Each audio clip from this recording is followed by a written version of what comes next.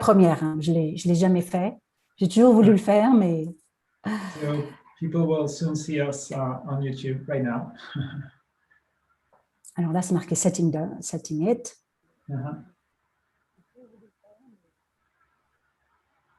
And now we become public. And Alors, don't forget, of course, record on Zoom as well. Alors, la seule chose, c'est que je m'en... Oui, j'ai pas encore... Ouais.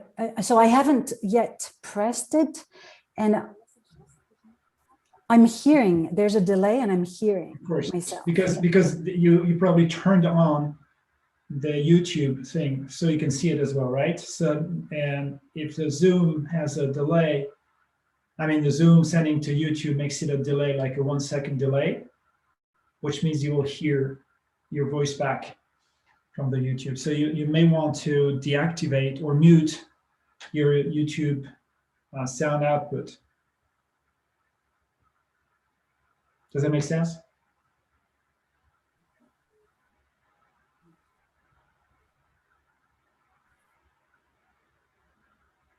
Otherwise, whatever you put in Zoom will go out 1 second later on YouTube. And so you want to mute your own voice on YouTube.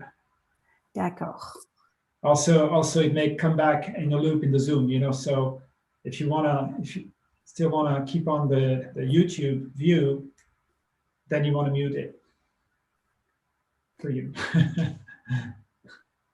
D'accord, ben là, ça y est, je me suis muted.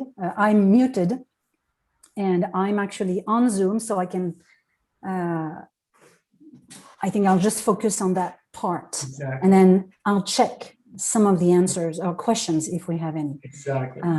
Okay. Multitasking. Cool. Yes, multitasking. I love it. You give me the easy part. Actually, you're doing the difficult one because I'm just asking questions. It's so easy to ask questions. Answering question is so difficult. So thank you for doing this. I would actually challenge that. You know, asking questions requires power. The power of listening, the power of wonder. I think giving answers means the easy part. Like, yeah, you have some level of certainty, and you have kind of stopped your thinking process. So I would challenge that. That's a good point. Okay, well, I think we're ready. It's 11:59. Okay. It's 12. It's 12. So 12. Let's go. Yes. Well, welcome. The record button you did. Yes. Did you?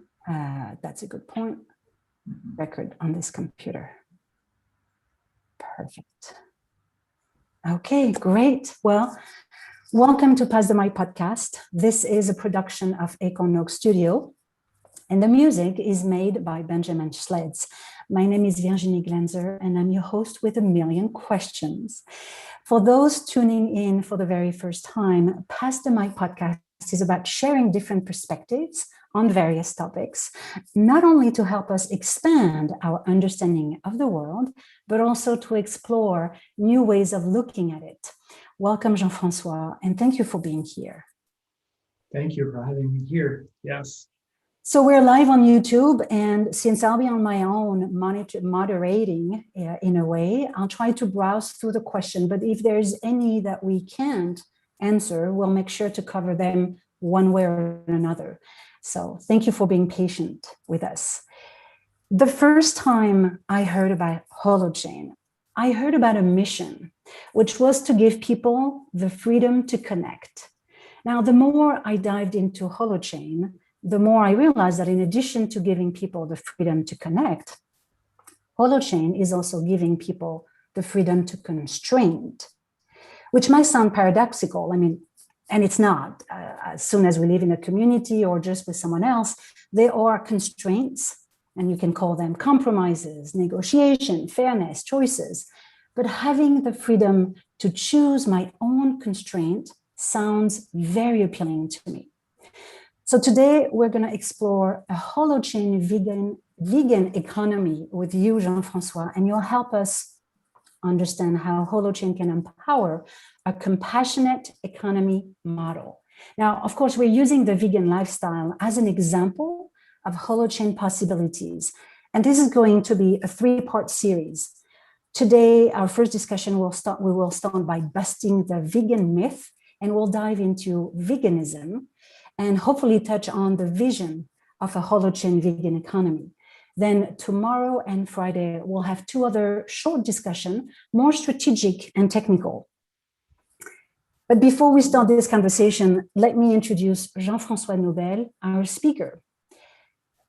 From Homo sapiens to Holo sapiens, Jean-François Nobel explores the next consciousness and collective intelligence. As an open source Earthlink, you live in the gift economy and you help evolutionary leaders build enlightened organization towards the post-monetary society.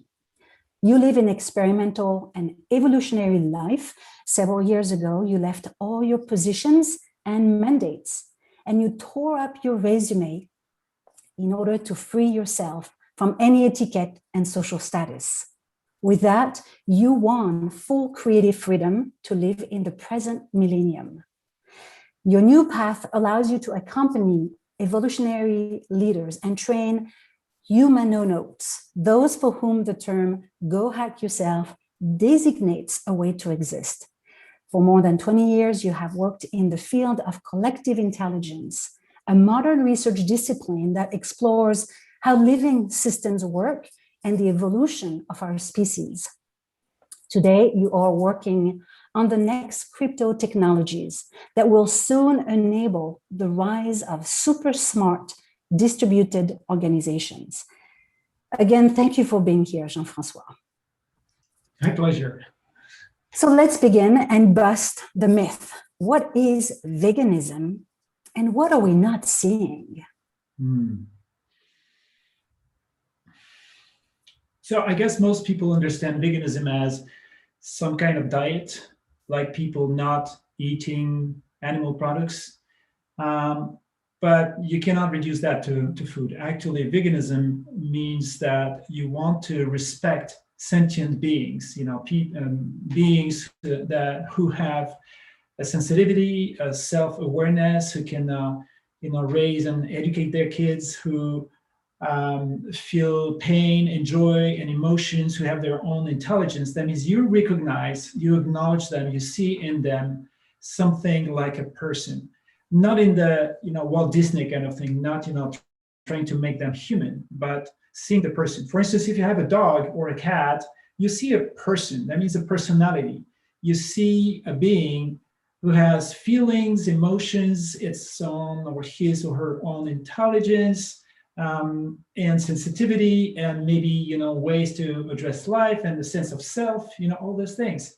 So if you understand that what you see in your cat or your dog, and hence the reason why you have such a profound mutual relationship with those beings, why should we consider that you don't have this with a pig, with a cow, with a fish, maybe with other beings that have a very different kind of intelligence? So I think today we could also call veganism sentientism. That means sentience. The fact that you expand your own consciousness to acknowledge, to understand that other forms of consciousness exist around you, other beings, and therefore they deserve equal consideration.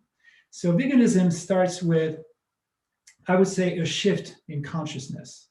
The depth of veganism means that your consciousness becomes able to embrace other beings than just humans. Just like, some white Western people declare themselves as the top of evolution and considered, other human beings as inferior because of some kind of ideology that, of course, would give them some advantages.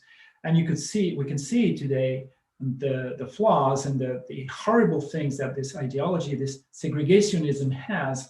We operate exactly the same way with non-human beings under some kind of random ideology that, of course, always gives advantage to those who dominate.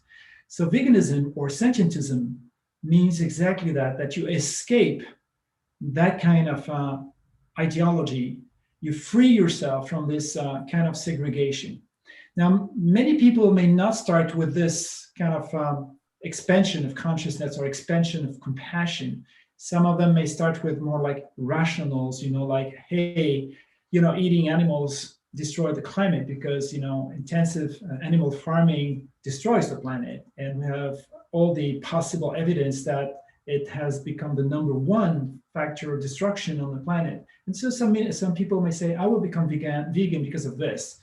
They may not have yet fully connected to the animal world. They go more from, a rational perspective. Some other people may want to do it with for health issues, because now even the most conventional research organizations, like the American Dietetic Association, for instance, and many others, that do say that a vegan diet or a vegetarian diet, including a vegan diet, will give you a better health, including for pregnant women and children. So they become very clear and very explicit about that, and we have all the science on this today. So some people may start with those rationals, but in the end, you can really talk about veganism as a shift in consciousness, as a wider embrace, compassionate embrace of reality. Does that make any sense? That does. What's interesting is I think a lot of people think of vegan as a diet. Mm-hmm. So it's really me choosing what I eat. And there's a lot of rationality and based on our childhood, what we believe to be good or bad food, right? Yes. What you're talking about is shifting this idea of our diet, choosing our diet, to more a relationship question. What kind of relationship do I want to have with animals? Who are they to me? And it's almost like, I think at some point you mentioned about speciesism, yes. This word, species. Once you disconnect yourself with what you think is good for you from a food standpoint, and you can expand the way you look at the world from a different angle, from a relationship angle, I think it makes a big difference. And we know that veganism or being vegan, there's so many paths and different, ways of arriving at a point where you actually consider whether it's health or, being in a community or having parent example. But I think what you're talking about is really more this shift of a relationship, understanding the relationship we want to have with animals, and other living being. The route for me for vegan to arrive as, it's a journey to become a vegan, especially when you're French and you're being raised with good food and meat, and it's really a journey.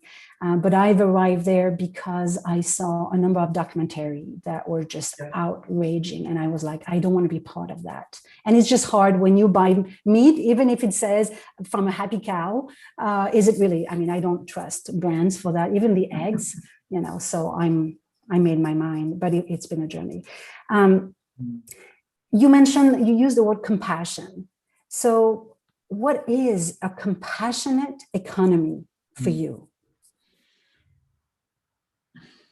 Well, so maybe, yes, thank you for this great question. And maybe I should start with those two words, compassion and evolution, because I cannot disconnect evolution with greater compassion. And of course, I take responsibility for having my own understanding of evolution. I don't think we evolve if we don't have, in the end, a greater compassion.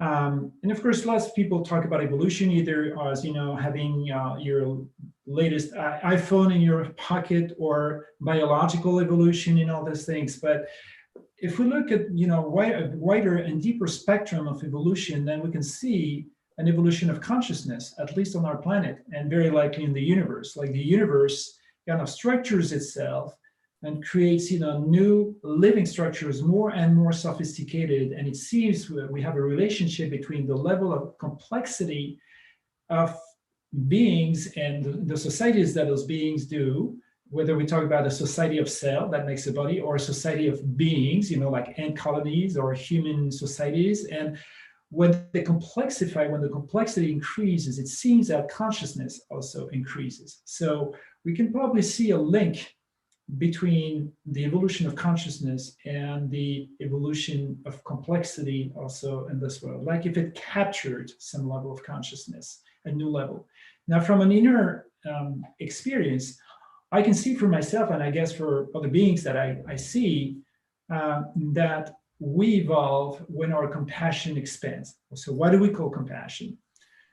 I would say I become more compassionate when I become able to integrate and to embrace, not just to accept, but to embrace in my consciousness something or someone different than me, the other than me, another idea, another ideology, another being, because this being doesn't look like me, doesn't think like me, does not behave like me, doesn't have the same worldviews as I do, doesn't have the same body, but I become able to connect with that being or with this ideology. It doesn't mean I agree, but for instance, you become more compassionate if you become able to speak with a Nazi person, for instance. It doesn't mean doesn't make you a Nazi person. It doesn't say you agree with Nazi or white supremacists or whoever, but you can start to understand the journey of this person, what happened to this person, what kind of consciousness, what kind of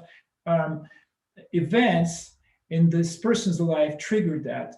And then you become compassionate. You understand, you embrace in a bigger encompassing reality in your inner self. And again, it doesn't mean you agree.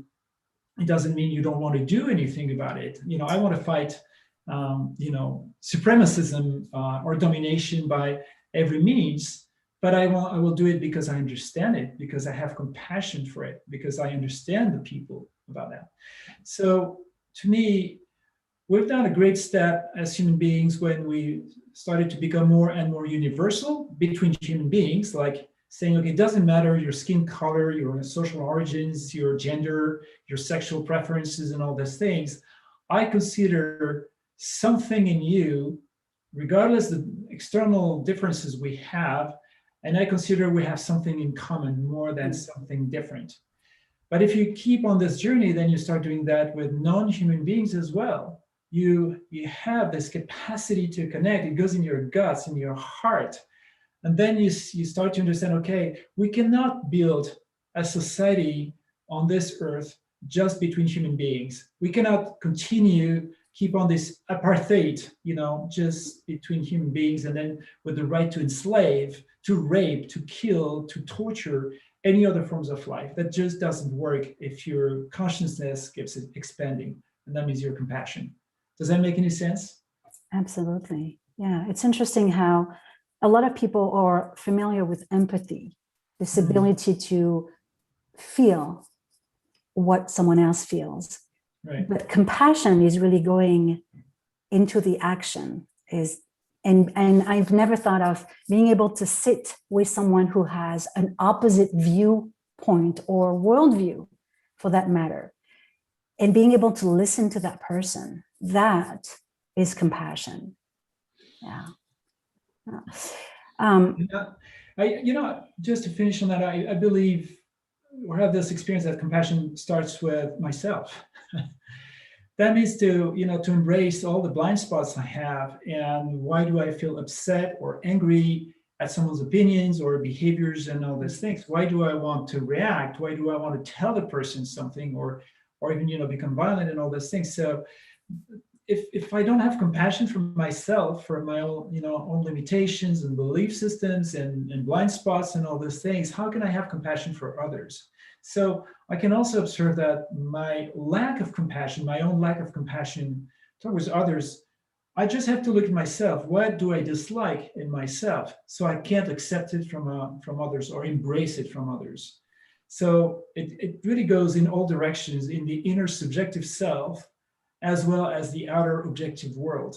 It goes together as kind of mirrors, looking at each other's, I believe. It's almost, in a way, that what you're saying is that people who are harming others, deep down, they must be really, really hurt themselves to impose harms on others. In a way, maybe, I don't know. But anyway, yes, it definitely makes sense. So now I want to bring that conversation back to Holochain. And before we started this conversation, I was telling you how much I appreciate the community of Holochain, because I've met people who are taking the time to speak, to listen, versus other communities that may be exciting. Like I was comparing to the VC and tech startups, where everything is exciting, but you're pressurized to go fast. You're afraid that someone will steal your idea, and so there is a lot of competition.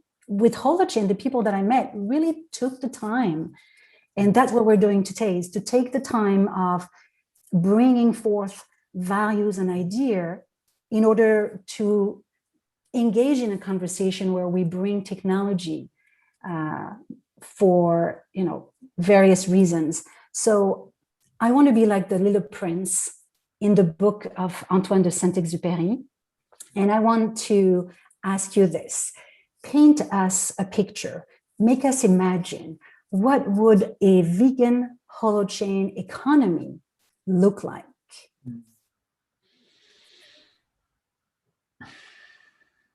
Well, first, I think let's kind of break it down into two things. What would a vegan economy look like? And then why would we want to choose Holochain as the underneath infrastructure that supports this?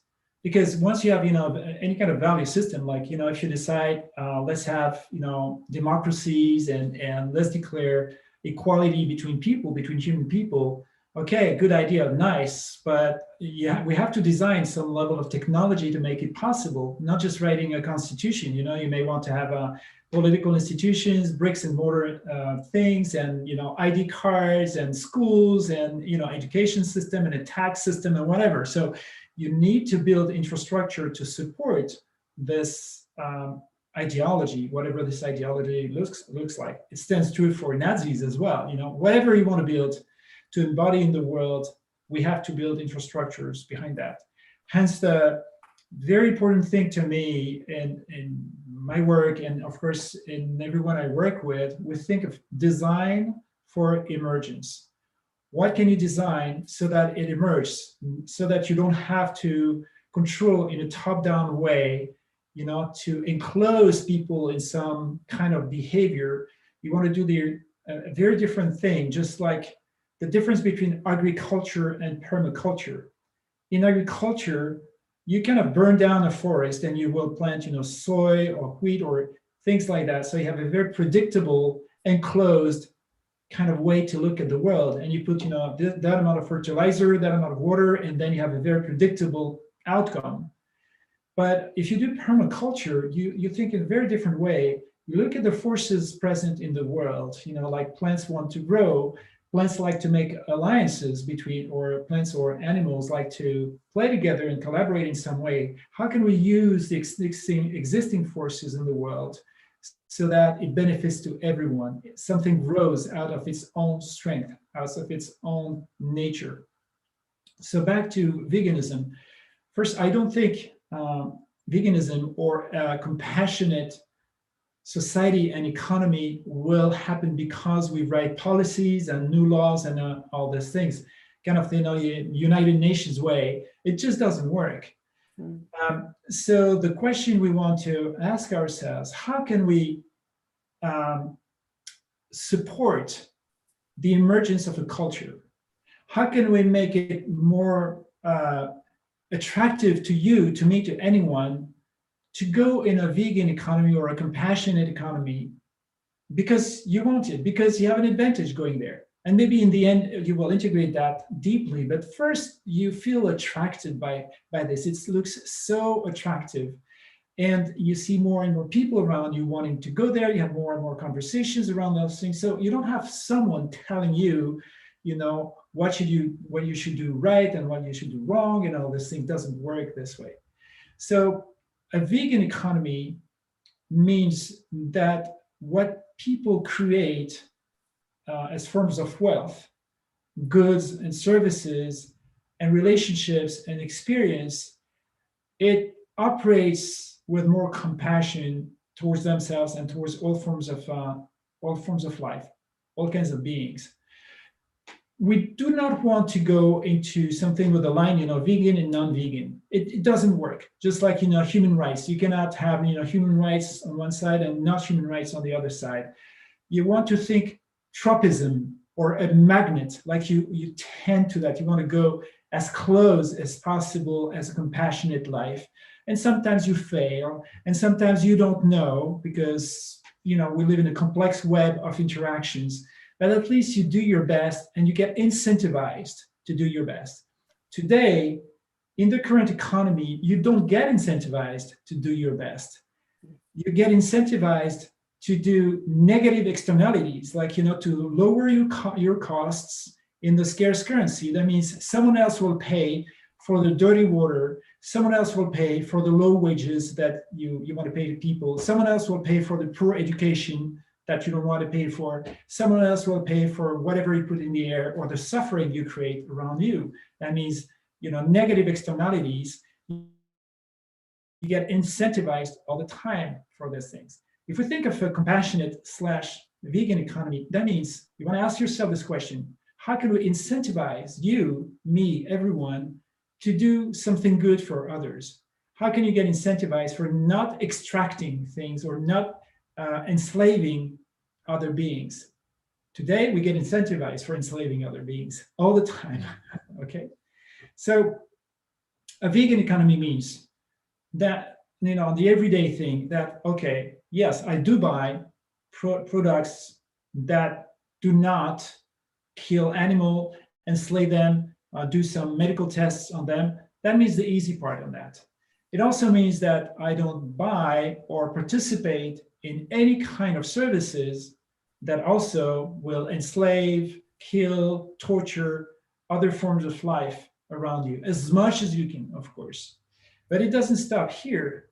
In a vegan economy, for instance, I'd rather go, have my haircut to, a vegan haircutter or barber, because I'd rather give my wealth, my time, my attention to that kind of person than another person, because we care about values. We already do that in the world. We want to build things with people we share the same values with. So in a vegan economy, we have a web of people kind of mutually recognizing that, themselves as vegan, or whatever they do, it serves the compassionate/vegan economy. It works this way. And all the infrastructures we have, the currencies that we use, the tools that we use help us do that and incentivize those kinds of things. So how would we get incentivized? We have to go very pragmatic here. You see, when people migrate, for instance, from a war zone to, maybe Europe or even French, we have two French people talking here. I don't think they migrate because of just pure ideology. They've run away from war zones or poor areas because they just want to have a decent life. So their move from one place to another happens because they have an immediate advantage for that. And maybe later on, they will embrace the values of that new place. They will internalize that. And I think it will happen the same way when we have, a vegan economy with millions and millions of vegan and having, a much better economy, a much more attractive economy. Like you have a better chance, you have better health there, you have better schools, you have, more compassionate people, you have better communities and all these kinds of things. And maybe you want, or I want to go there just because of that reason. Maybe not because for animals, but in the end, I may get into this culture and realize, what did I do before? I live in a racist / segregationist society. So now I understand also the value system. But in the first hand, maybe I did not understand that so much. I just went there because I felt incentivized to go there. So I'll stop here before I go into the holochain part, but I want to check with you if you have more questions or feedback or thoughts to share about what a vegan economy would mean. I love this picture that you're painting. One thing that I've heard from people as I was sharing this upcoming conversation was that they were saying, well, this is very exclusive. Mm-hmm. If I'm not a vegan, then I'm not part of it. Mm-hmm. Mm-hmm. What would you say to them?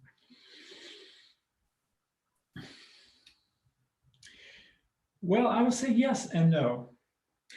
Yes, let me take an example.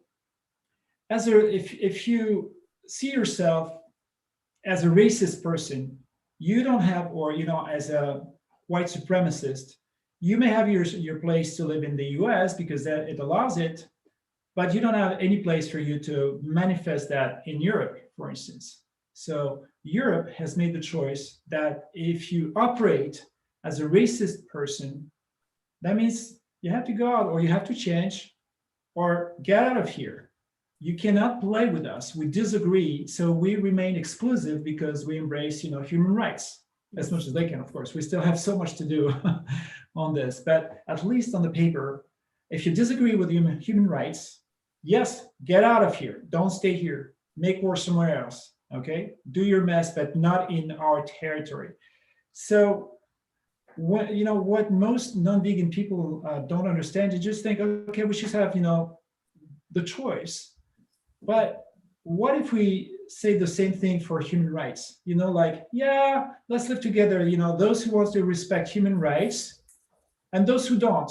And those who don't, sometimes they do those terrible things that we see sometimes. Enslaving others, killing others, torturing them, whatever, exploiting them in whatever ways. We don't say, hey, we have the choice. No, we want to impose those things. So you see, we have a little bit of a conflict here, something not easy, and I think it will go through some level of conflicts.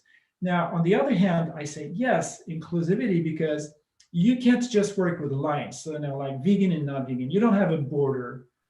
I can't even apply that border to myself. Maybe even if I do my garden in the back and plant my salads, I maybe not respect some other animals who could have used this piece of land for themselves, and maybe I'll kill some snails, or and all those things. And I can say, hey, what about veganism? It doesn't work this way.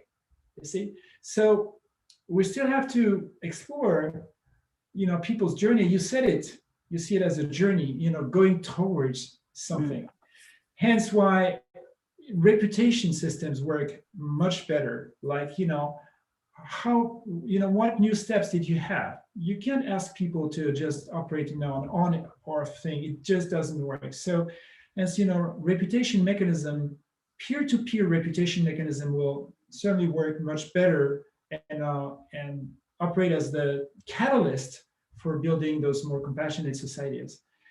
Now, some people may say, oh, wow, reputation, you mean like China? Like a group of people controlling everyone? And I say, no. If we have a peer-to-peer distributed emerging thing, which we can talk more about, just like in small communities, we have reputations among one another, although no one decided which rules we should apply. So, but if the reputation system remains in the hands of the few, like in China, or like in old ideologies, like churches and religions have kind of created containers for people from external oppressive infrastructures, then I have a problem with that. But when it becomes a free choice, an emerging peer-to-peer culture built among people, then I feel very attracted about that. And that leads to what kind of technology you want in order to do that. Right. I can definitely see the new generation, and I think it has been exacerbated by COVID. The new generation are going to move to a state or a country that supports their belief and the culture. More than I was born in the US, I'm American, my family lives there, therefore I'm going to stay there. I think that we're going to see a lot more choices based on the culture of a place, I think, in the future. So I know that we wanted to keep these conversations short, and tomorrow we'll really dive into Holochain, again, taking the example of Vegan Holochain Economy, looking at different aspects from a technical or strategic standpoint. But as we come to the end of this first conversation, I'd like to finish this discussion by asking you one last question. The intention for this podcast is to help each of us to become the self-authoring leader of our own lives through meaningful action. This is a time of action and no longer waiting for other people to tell us what to do. So in regards to becoming a vegan, and this is for the curious mind out there, and I know there's a lot, what can we do to take the next step?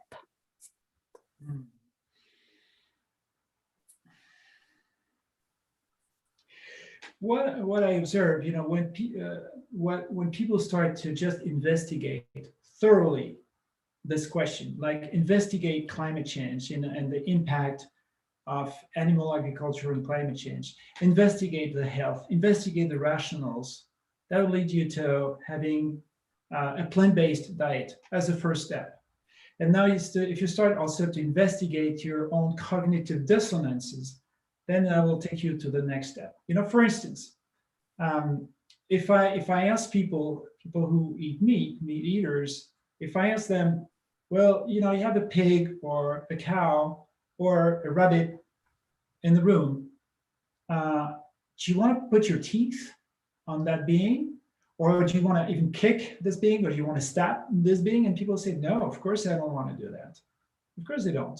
Most people would say, no, I don't want to do that. Okay. Would you like to torture this animal for your own pleasure? Of course not. I don't want to do that. I would never do that. Well, don't you think, and then the other question, do you think your body needs this flesh inside it? Do you need to eat that flesh? You need animal products to exist. And most people today say, well, no, we don't need it. So that means we eat animals for pleasure. You see, we have lots of cognitive dissonances. Yeah. And so my invitation goes into just investigate, believe nothing, don't believe me, don't believe anyone, look at all these reports, there's documentaries, go into the contradiction debate, and then you will eventually turn yourself into a vegan person. It just takes courage. It takes time. Same thing for global warming thing. Same thing for eating organic and all these things. It requires the time for investigation. You don't need anyone else than yourself for this. And it takes a little bit of courage and relationship, of course, a support system for that, I would say. Remind me, cognitive dissonance is when we have conflicting belief or desires. Or is it when we have beliefs that are not respected in our behavior? Or is it both? Cognitive dissonance means when you find yourself in the situation, for instance, of saying, I know that I create, lots of pain in this world on one hand, and on the other hand, I keep doing it. And I have all sorts of support system that will, the whole society will support me in this and give me, and the doxa, the general belief, will support me in this. And so I have this kind of cognitive dissonance, because if I just try to use reasoning, if I try to use rationality to explain my behavior, then I'll go into some inner contradictions. That proposition A contradicts a non-A proposition. Exactly the way I shared it. Like, people don't want to torture animals. People recognize, if you have a cow in the room or a pig, you want to bind with this being. You feel a person inside that being. You have the direct experience. The cognitive dissonance will make you speak about pigs or cows or chicken. You will thingify them. Thingification means that the common language we speak will create a semantic structure of separation, of making those beings, transforming those beings into resources, into meat. Meat means a thing. You see, so we have a whole social matrix that will keep you into a belief system, whereas your own investigation will take you to a complete different space. And then you have a cognitive dissonance, because we both live as a collective being and as an individual person. And when those two things don't match, then we suffer. You got to make a choice. Right. So we're constantly being in an opposition to who we are truly. And that can cause, that's causing anxiety. So thank you, Jean-François, for this insightful conversation. We'll be sharing this recording on various podcasts, and we'll write a blog post at the end of the 3 conversation for those who enjoy reading. I guess I will see you tomorrow for the second conversation, again on Holochain, but a little bit more technical, where you painted a picture, and now is the time to talk about the technical aspect, again, as an example, what would it look like? I know we had some people on YouTube, and Ray was asking, has the vegan croissant been perfected? I'm sure it's a joke, but it's been really a wonderful discussion with you, Jean-François. Thank you for taking the time, and we'll continue the conversation tomorrow. With pleasure. Bye-bye. Bye. So I'm just going to stop the recording, and I guess same thing for the Zoom, which was good. I don't even know how to stop it, but I guess turn it off, pause, or just, I guess so. I just should close the, I don't know if I did it